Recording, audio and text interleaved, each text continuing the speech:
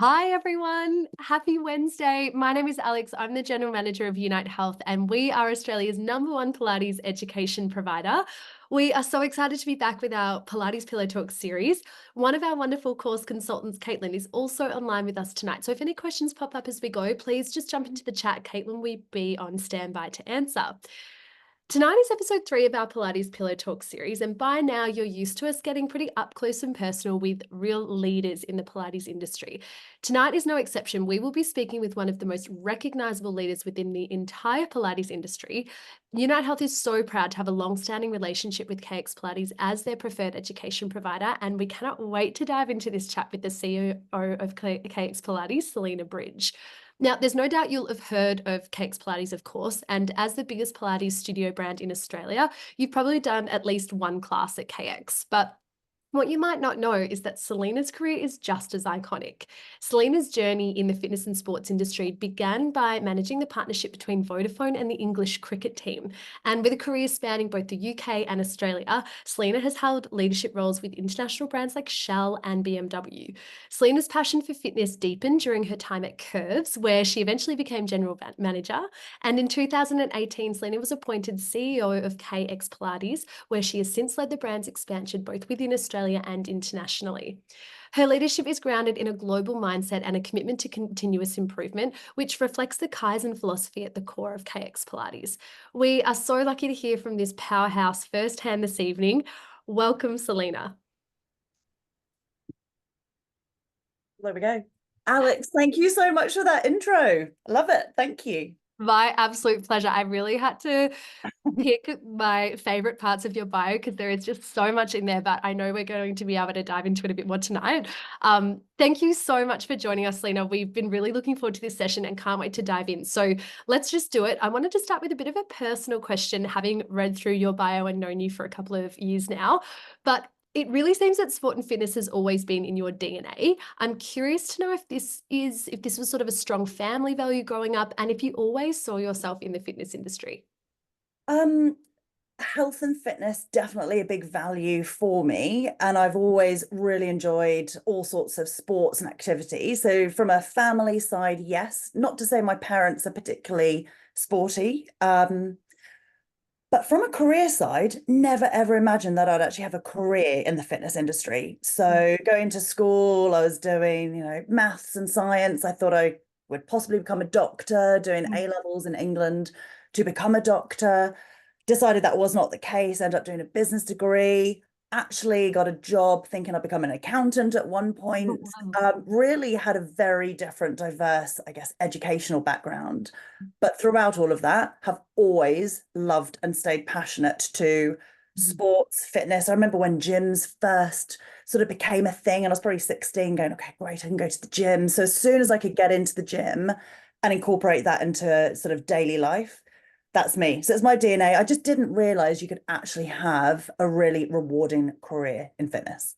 Amazing. Thank you so much for sharing that background. I know that so many of the students in our community are looking for that exact thing, that rewarding career and really turning to Pilates for that. So I'm so excited to dive into all of your Pilates knowledge. We all know the Pilates industry is really booming right now, and with well over 100 studios Australia-wide, I think 108 at my last count, it's likely that many Pilates lovers have taken a class with KX at some stage. As the market leaders in that space, what opportunities has this recent boom in Pilates brought on for you, and what challenges has it brought up as well? Yeah, it's really interesting. I love the fact that everyone is talking about Pilates, and that is it's like the buzzword in the fitness industry, but we all know it's been around a long time. And I guess it was this hidden secret. I guess if anything, it's just increased people's consideration over what is Pilates, what are the benefits, and who's it for? I think as well, it's changed. I guess people realize that there's different forms or different versions of Pilates. People who know KX, we're more of a dynamic workout style. There's more traditional rehab styles. It's allowed more education and understanding to go, well, what's available and then what suits me. So from a KX side, I think, we've worked so hard. We've been around for 15 years. We've steadily built the business, and we've actually enjoyed growth and booms at different times, the growth in interest in Pilates hasn't suddenly doubled the network. I guess it's sort of been there, the strong foundations have been there. Yeah. If anything, is that it's possibly changing who is coming through our doors. It's not just, Mm. I don't want to be stereotypical, but not just a female who sees it as something to, look good. It Mhm. is actually a very credible workout. And I Mhm. love that more people actually go, oh, okay, Pilates, and take it, seriously. Yeah, love that. There's nothing more humbling than the first time on a reformer. Well, I think we still got to break down that a little bit. People do get really scared with like, what is that machine? But yeah, I reckon now, and we know now, so many more people know what reformer Pilates is. I Mm. first did it, gosh, years ago, but typically because of a bad back, and then I did it again Uh-huh. being pregnant. But I remember first of all walking in and going, what is this contraption? Whereas Yeah. now it's known as people want to try, like, what does this bed do? Yeah, very cool. And speaking of beds, I know that the KX Former is something quite unique to KX Studios. Can you tell us a bit about that? So actually, I was talking about that today with a colleague. I mean, the KX Former still feels a little bit new to KX. It is a bed that was designed by Aaron, our founder, Mm. and Balance Body. So it's the only exclusive partnership that Balance Body have in the world. I think I'm sure everyone on this call knows Balance Body, knows Allegros, and knows the quality of beds that they produce. Mm. We're the only partner globally, and that includes America, that they have gone, yeah, we're going to co-create a bed Mhm. that's really unique honor, I guess, as well, to Mhm. have that opportunity. But Aaron had actually, first of all, he's always had the vision. So Aaron is our founder, just if no one knows. Yeah. He's always had the vision of going, we need to have something unique to Mhm. KX. Mhm. Back in the day, it didn't matter too much because there were less, I don't like to say competition, I call it choice, but there was less Yeah. choice I know. around. So Yeah. the bed at KX was still quite unique. Although typically Aaron and KX, we still always modified our beds a little bit. Okay. But he always had the vision of going, to be a brand, we know you've got to have some core ingredients and some points Mhm. of difference. That was going to Mhm. be a core part. That is what our service is all about. It is the experience on the bed. So Yeah. he did actually design a bed, and it was just before I'd started. He'd spent some time working himself Wow. with a manufacturer in China on creating the KX Former. That Yeah. was a very interesting experience for him, and we did actually launch it internally in some of our company-owned studios. And I mean, launching anything new is always massive and a huge change for clients and trainers. But Yes. also the bed, it was the first prototype. Well, it wasn't the first prototype, but it was the early prototype, and it just was not up to scratch to what we needed for KX. Yeah. We had it in our company studios for a little bit, but then that's where Aaron did go to Balance Body and say, hey, trying to do like what you do in Yeah. our world, but we could never do it as well as Balance Body. And they looked at us and went, we know that the brand is big, it's going places, we want to back KX. So that's how we've come to the point now. But Wow. that's 5 years ago, Alex. That's like we've now been on this journey. We've got Yeah. the beds in most of our studios, but that has been a massive change for the business over the last Yeah. 5 years. Yeah, wow. That's such a fascinating story and just sort of that level of partnership with, Yeah, definitely the most known manufacturer of reformer beds in the world is such an incredible coup for an yeah, Australian Pilates brand. yeah, You've obviously got a really extensive corporate background in marketing and those sorts of partnerships and, the Vodafone English cricket team partnership, that's just, amazing. How do you sort of balance your creative side and your marketing background with the demands of scaling a franchise business? Mm. Um, I guess yeah, balance is an interesting one. I guess it just comes into how I think and how I operate. Maybe, I can get really excited about some of the creative ideas or innovation. You talk about relationships. To me, I've always been a people person. One of my first jobs was the customer service person at Waitrose, which is Uh-huh. it's Yeah. a shop like Coles kind of thing. Yeah. I've always been that person going, how do we just make people happier? How do we, there might be a problem, how do we solve it? So Mhm. the relationship side is what I've always taken with me throughout a Mhm. career. Mhm. Um, yeah, I am a bit of a creative person, so I love being able to sort of think of different ideas and it's Yeah. problem solving. Mhm. From a scaling business point of view, I've got to say, Aaron's wife, Andy, who again has been in the business right from the very beginning, she's a great example of you need people like that to be able to scale a business, someone who's so process orientated, Mhm. really detail orientated, because to scale anything, you then need to have that consistency. So for me, you Mm. build a team with bringing together all those skills, and the relationship side brings people together because you could Yeah. never do Yeah, right. Yeah, that's so cool to hear about all the different skill sets that do come together because I think, we have this conversation a lot with our students and our graduates that, being a fantastic Pilates teacher is one piece of the pie. Or like I love how you said that's one of the core ingredients maybe to starting your own Pilates studio or starting a great Pilates career. But there's so much else that sort of needs to blend in to make it that really rewarding career in fitness that people are looking for. Yeah. And I tell you what, the whole I think whether it's COVID or if it's just the time, I think Oz Active are doing a lot of work here to say Yeah. a rewarding career in fitness. I just love the fact people are genuinely building long-term careers. And I've still got a bit of a gripe with Oz Active to say until we see fitness as a drop-down option, when you sign up for a Yeah. bank loan or Mm. passport application, it says what industry are you in or your career, Yeah. you often have to put other, like it's not there. Like we Yeah. need to have fitness as it is a credible career. We've got Yeah. owners in our network who are earning more money than they've done in a corporate world. Yeah. And not to sort of only tell the glory sides. I'm sure there's others who are like, oh, this is hard. Yes. It's Yeah. because it's business. But Yeah. it's a really said if you can blend a passion and then turn that into a business opportunity, that's just the best combination. Yeah, it's the jackpot, isn't it? Mm. That's incredible. I know you mentioned before that obviously there's been a big sort of boom in growth for Pilates as a wider industry recently, but KX Pilates in 15 years has obviously seen significant consistent growth and I'm sure like all businesses, some ebbs and flows. What strategies have been most effective in aligning KX's brand culture and values with its franchisees, especially in different markets as you expand internationally?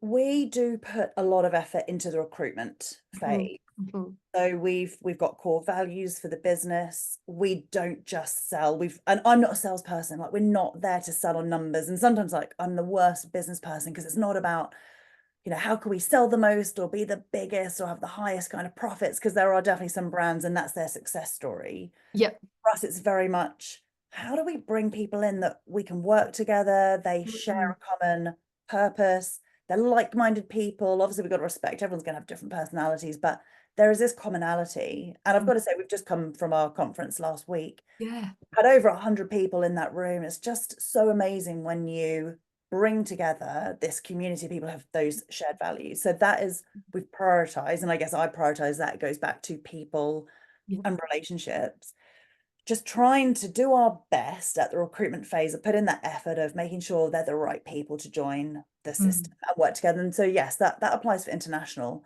We mm. could definitely be in a lot of different countries, and even now we're in 5 different countries. We've got 2 more that are just about to sign and open. Wow. We have not pushed any of that. You won't see us advertise and say, become a international master. Mm, People have come to us. We've taken a lot of time to really work through. There's a lot of due diligence to just yeah. sure like these people are the right people to become the brand ambassadors. So whether it's a Mm. country, whether it's owning one studio in Australia, 5 studios, whether it's being a HQ team member, it is all about the values and the people we're bringing in. Yeah, that's so incredible. That values-led aspect of the business, I'm sure, is really resonating with a lot of our community because I think that's sort of what draws people into the industry initially as well, is they're feeling so aligned with the values that Pilates and the fitness industry can bring. So to know that that's such a Yeah. continued big part of the biggest Pilates brand in the country is really fascinating. I've mentioned in this, I'll pick up on what you were sort of mentioning a little bit about selecting franchise partners because many of the students, as I mentioned, who come to and do the APPI Pilates certification with Unite Health are looking to step into that industry as a permanent career and have aspirations to maybe open or manage their own studio. How would somebody determine if they're a good fit to become a franchisee? And then specifically with KX, what are you looking for in your franchisees? And I think that's it. The word franchising is really important. And when we do interview people for studio ownership, we do have to make sure they understand what it means to be a franchisee, because there are Mhm. definitely some people who are really well suited to join in a franchise system, which typically is you've got your brand set up, lots of training and processes, and you're walking into, you're becoming part of that business. Mm, mm, At the same time, you're running a business independently. You've got to treat it as a business, and it's hard work. If people think you just come in and we do it all for you, they're not coming as an employee or as a client, they're coming in as a business owner. yeah. Really important people actually just understand what does it mean to be a franchise, and then you compare, do I want to be part of something bigger? And again, going back to conference, every one person in that room is united by multiple different franchise partners across Australia, international, sharing experiences. So they're running their own business, but they always say, that the typical thing is you're alone, but you're not alone, because you've got all these learnings and resources. Someone's definitely been through that experience. So there are those benefits. But if you are a bit of a disruptor, you've got very strong ideas of how you want to run a business, Mm, then you don't suit franchising, because you'd be so mm, frustrated. We know that even in roles, sometimes it's just roles don't suit people because they're just so frustrated, because they don't want to be told, you've got to have this logo or follow the KX method, or yes. there is method and systems, and that's what creates a really strong brand. Yeah. That's so interesting. I think oh, sorry, No, sorry. no, sorry, I felt like I didn't answer your question. I was going to say, No. then look at it, ultimately it still goes to, find Yeah. the brand you feel you can connect with. Because there Yeah. are now Yeah. other franchise systems, even in the Pilates industry. We've all got slightly different cultures. And I think that's great, because culture becomes the competitive differentiation between Yes. brands. And we can say, you know what, Strong is great here, or Core Plus is brilliant there. Mhm. We're obviously great in what we do. That there's also, they all attract slightly different clients, slightly different trainers. You've got to find where it suits you and where you feel that you fit and can follow the values and thrive. Yeah, I love that. We had I think the first episode was with co-CEO of Upstate, Gail Asbell, and she Right. made a really great comment about how there is room for everyone at the moment. Where the industry's at and where the growth is at. There's so much room for all the different offerings that are out there, which There's is really always room nice. for good people and good service. Like, Yeah. we know that if there are two great restaurants, I mean, clients will go to both. Like, you love the service. The people who will fail will be, any kind of business who just expects you don't have to do anything to get the Right. board, or, again, like I said, like, we've actually, because of course we'll go to different brands and we can come out of a choice, or, another option. Yeah. Well, that was really good. But that's great, because we want that experience to be good. All we've got to say is, but is our experience good too? Like, if Yeah. we'll be letting ourselves down, if we go into a KX student and go, oh, Mm. well, that was a really rubbish client experience, or that workout was really not good, or Mhm. if that's the only thing we can do. We've got to uphold Yeah. our standards, and make sure we're delivering the best. And then how wonderful for the whole market. And that's where the market grows, because if everyone is delivering the best, that's where there is room for everyone.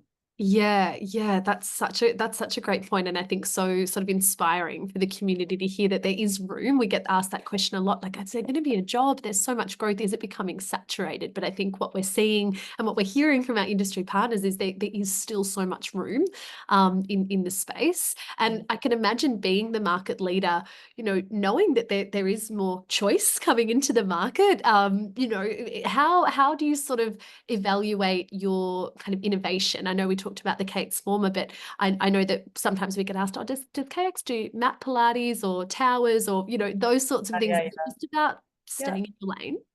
It's so interesting, because there's all the different debates, and we do make sure that we're always challenging ourselves to go, yeah, we don't want to just stay stale Mhm, and mhm. not innovate. But often the innovation can be in different ways as well. Sure, the KX format is a big piece and a point of difference. Yeah, yeah. Then it's things like, our challenges or behind the scenes. Like, how do we make it just easier for clients to book or refer, or rewards? And there's Mm, innovation that goes into a lot of the behind the scenes that just keeps clients coming back, or makes it easier to be a client as well. Like, that's really key. Might be partnerships we have, or last year we partnered with, is it last year? Yeah, over the last year. Gosh, this year, we're nearly at the end of this year yeah, now. it's Over the wild. last 12 months, we've partnered with Lifeline, and raised a lot of money, and that was wonderful. It's sort of become part of the DNA as well. So there's almost like innovating our brand position. We don't have to go, oh, the cakes workout still works. We don't have to break Yeah. that necessarily, but how do we share it with more people? How do we keep those clients? Some of our clients have been with us for 15 years, which is insane. Wow. still coming back. Wonderful. Sometimes it's new trainers coming in. That's a little bit Yeah. of innovation because it's something new and they're delivering the class in a different way. So Yeah. it is really important not to go because some brands do it, and that's their strategy of, okay, we've got to respond to the market trends. So that means we're now doing mat, we've got the coffee machine and the juice bar and recovery. And then from our end, you just go, but you've got 4 different business models happening. Yeah. To do it well, you've then got to become the expert in making juices, the expert in mat, the expert here. You've got to buy equipment for all of those. Overall, Mm, what are you trying to achieve? Is it just keep it adding more value to clients? Is it growing the business? Is mm. it trying to knock out competition? You've just got to work out what the strategy is. And for Yeah. us, it is making sure that we are really focusing all of our training and efforts in our space, Yeah. uh, attracting good quality trainers, focusing on ongoing training development, because that is Mhm. where we value our point of difference. So being the best in what we do rather than trying to, because our clients, of course, we get a lot of requests for lots of different things. You Yeah. just have to, otherwise you'll just be everything but nothing. Yeah, you can't be everything to everyone. That's so yeah, interesting to hear and yeah, just really yeah, so grateful for those insights. I can't believe that we're sort of heading towards being out of time, but I just wanted to pick your brain, Selena, on your biggest lesson as a CEO. And I know that's probably a big chunky question. So if there's a few lessons in there, feel free. But yeah, we'd just love to hear your biggest learning as a CEO. Do you know what? And I was trying to think of a good answer for this, and I think I've been in business now for I don't even know how old I am, over 20 years. And there's always learnings anyway. And I just happen to be a CEO right now. I'm so lucky that at this point in my career, everything's aligned to be, running a business that I love so much in an industry that I love with, great people. So it's been that way. If I wasn't a CEO, I'd probably still have the lessons along the way. And I think the Mm. biggest one is just being really authentic to Mm. yourself. And I have definitely had career changing moments, even at the beginning, when I said, I'd actually had a job to become a tax accountant because at university I'd done a placement with, it was Arthur Anderson, which was one of the big accountancy firms at the time. And I'd loved the culture. And to be honest, they actually ended up collapsing. Oh, If they hadn't, I would have stayed working with it. It was, the PwC kind of competitor. yeah. And then I took a job actually at PwC and thinking, okay, set and forget, become that accountant. But I went traveling to Australia. I Mm. was telling people what I was going to do. It just did not feel right. So Mm. I resigned before I started. That's when I then Mhm. happened to then get that great job in a sports marketing. Yeah. But following your gut a little bit and because I guess that's the thing, if you do what you're passionate about, it's amazing that you just have more energy to put into it. You're going to be wanting to learn more. I think you do better yourself. And Mhm. as a Mhm. leader as well, if you're trying to be someone that you're not, you'll always be found out. In the end, you can't uphold a certain role. That doesn't mean it's not imposter syndrome. I think everyone always feels like an imposter in a big Yeah. role, do because there's always Yeah. some so owning that, and again being authentic to go, I actually don't know it all, or I've got to bring in the experts. That's Mm. okay. Mhm. Yeah, definitely just don't be someone that you're not, because at the end of the day, it's just that's too hard. You're going to be fighting the wrong path. Find the path where Yeah. it is authentically you, and Yeah. then let that unravel. Yeah, incredible. That message of authenticity and you just ooze it. So it's so nice to hear it from such a yeah, just such a high caliber source. Before we sort of close things out, I'd love to just tap into, what advice you might give to people who are maybe looking to work with KX Pilates and B looking to get into the Pilates industry as a whole. Well, again, going back to it, making sure you do your research and find the brand that you want to work with, to understand. Don't just apply for a job, because likewise for us, we want to make sure that we are actively looking for trainers who fit the brand. So we Mhm. don't want to just go, oh God, there's a trainer because they've got a qualification. The beauty in where that particular trainer will be able to grow in a network like ours, Yeah. it's because there's a right fit. I don't Mm. know on this call whether there's people who have completed Unite Health or might be, but obviously that's a great pathway into KX, because Yeah. if you've done your APPI qualification, if there's a job, I mean, granted, there's not always jobs, that Yeah. trainers always move on, but if there's a Yeah. job in a particular studio, then that is such a great pathway to go, you've done your qualifications, we can employ you straight away. We train you the KX way, on the Yeah. KX formers, and it's the start of a career at KX. But Mm. obviously, we've had a long-term relationship that is a great pathway in as well. But yeah, Yeah. finding the brand, I mean, even with us, we've got different studio owners, so Mhm. they'll have slightly different leadership styles, and that's okay. Some might do really well in one studio and not suit another. So Yeah. yeah, I think again, just going back to don't just take jobs for the sake of it, find the Yeah. people and the cultures Mm. that suit.